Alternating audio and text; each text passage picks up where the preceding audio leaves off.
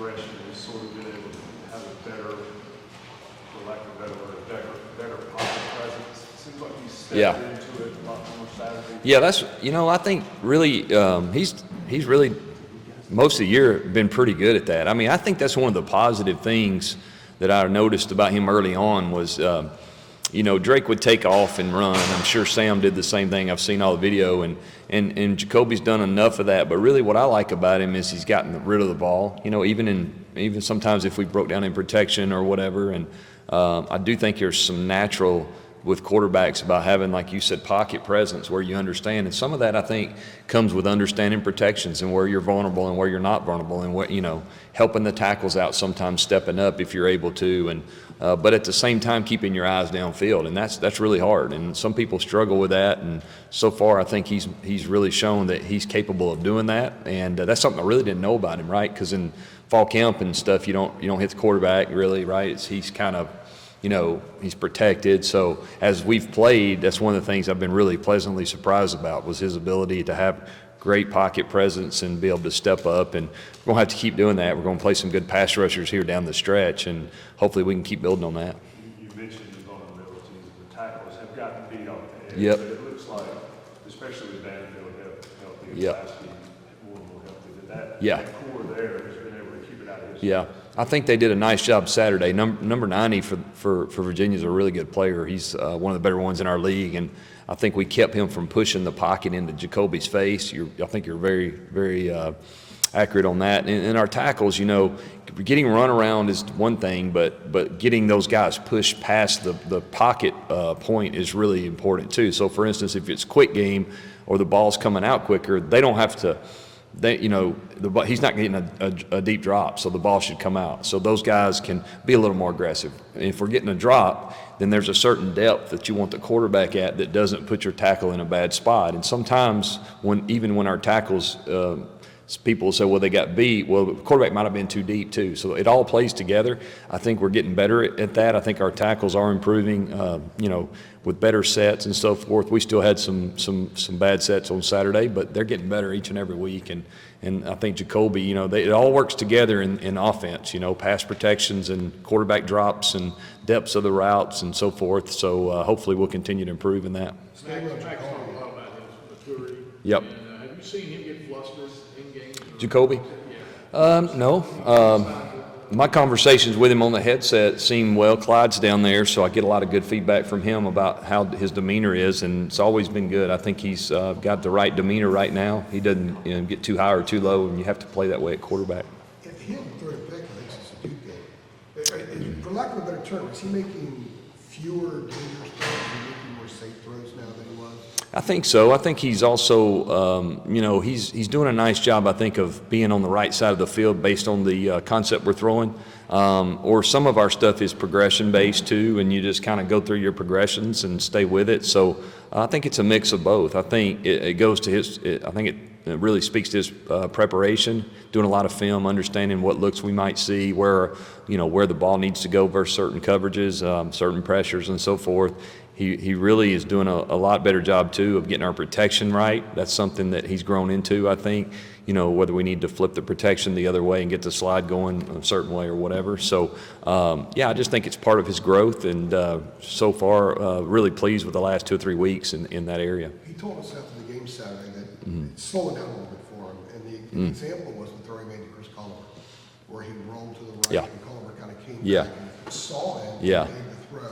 Is that an example of a game maybe slowing down to a guy who's just... Yeah, it's probably a really good example because a lot of young quarterbacks, when they take off like that, he left the pocket, they don't keep their eyes downfield, and they're so worried about making the right decision, running it or so forth. But yeah, I think that's a great point. Knowing where those receivers are shows his growth, understanding, hey, this was this kind of route, so the receivers should be in this area. And then I think Culliver did a nice job of coming back to the ball and being friendly for the quarterback. And so I think that is a great example. When the game's going really fast for quarterbacks, they struggle seeing down the field, or they're staring at the rush or so forth. So he's doing a nice job of that right now. Just got to continue to do it. Chip, what stood out to you about the way J.J. Jones played Saturday? I mean, you had like the elusiveness and the acceleration on the bubble screen, and then you had the concentration and the balance on the ball in the end zone? I mean, Yeah. As a coordinator and a play caller, like what popped to you about what he was doing? Yeah, I think he's, it shows he made contested catches on the touchdown right before half, which is big. When you can do that, the quarterback can give you a chance to get your hands on it, and you can go make a play. I think that's always nice. And then what I really liked was on the tunnel screen, he finished the play. He went and scored. A lot of times we've thrown that play several times this year, and we hadn't really. It's always been a positive play, but we hadn't broke one like that. So I love to see that he ran through some tackles and finished. And, JJ's played a lot. He's a veteran guy, and we're going to need him to continue to do that down the stretch. The run after the catch for him Yeah. was, we've seen him play a long time now. I don't know if he's had that kind of. Yeah, I don't either. He's a big guy, and so he can break tackles, I just think, from sheer size. And, we need him to keep doing it for sure. Chip, yeah. the 1 minute drill before halftime. Yeah. Coach Brown said that was the play of the game, the touchdown to JJ there at the end.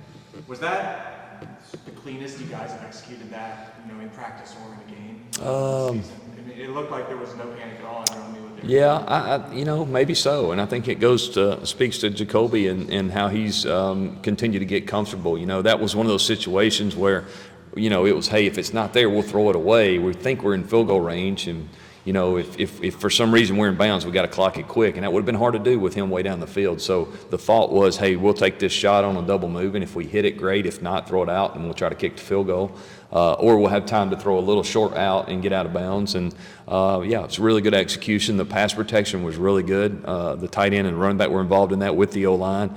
And great job by JJ going and getting the ball. And I think Jacoby, we threw that same play early in the game, and Jacoby missed it. They threw it out of bounds, and really was kind of late getting to it. And, good job by him of understanding that and really getting the ball out on time and giving JJ a chance. Would you have taken that shot with Jacoby like a month ago, or is this part of the confidence in him that he can make that play and it wouldn't be anything dangerous? No, that's a good question. I think I would have. We had the play in, because of the coverage we thought we were going to get, but maybe not. Maybe I'd have, been more conservative. But I think the more he plays and the more comfortable he's gotten, and like you mentioned earlier, he's shown he can handle things. Then it makes you, as a play caller, be more confident. And I knew we were playing good defense. I knew that our defense was playing really well, and I thought, if we can get some points here, then it'd be huge. And that was the thought there, and he did a great job executing it. Yeah, Chip, Matt was saying that he liked how Martin was able to manage the ball in space, out of the backfield, in the receiving game, things like that. Yeah. It seems that this year there's been a little bit more. I know he had, this year, last year, but it seems like this year's kind of been more often. What's been the process of, being able to get him those catches out of the backfield?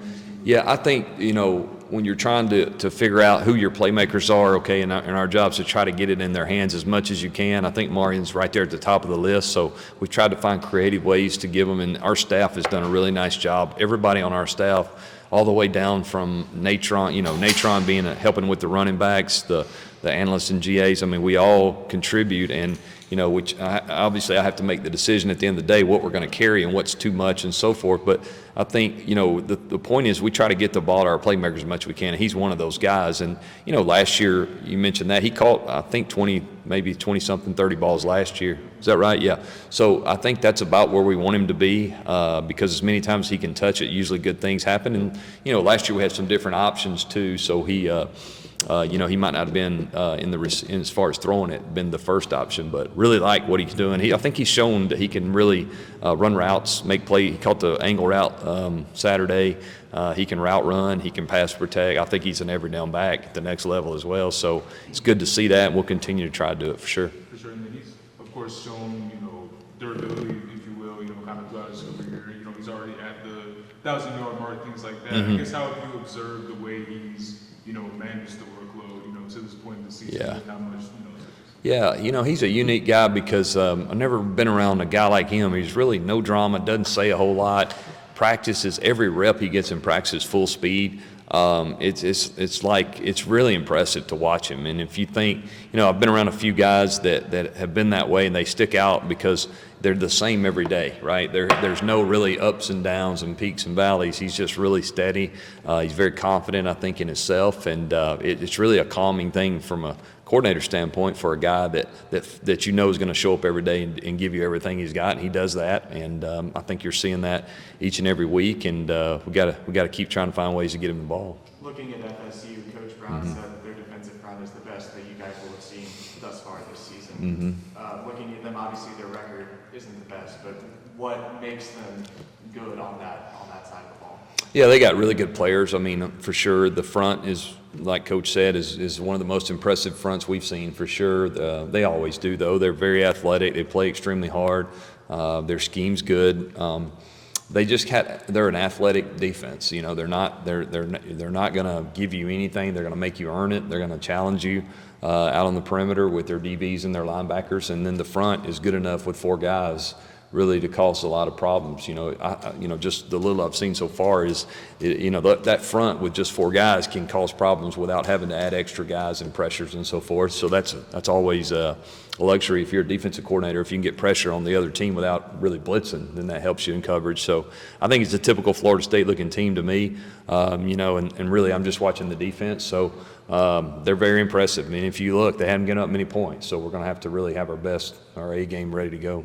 As you have studied or gotten into your study Yeah. of their defense, it seems like, I don't have the numbers, but it seems like they've given up a ton of explosives.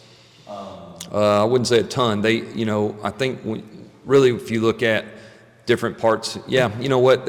I think when you look at how many points they've given up, though. Somewhere I gotta find it. You might be right, but Like the 10-yard explosive, they yeah. Yeah, there's some most of stats. the country. Phew, I hadn't seen many of them yet, but maybe I'm just hadn't watched enough film yet.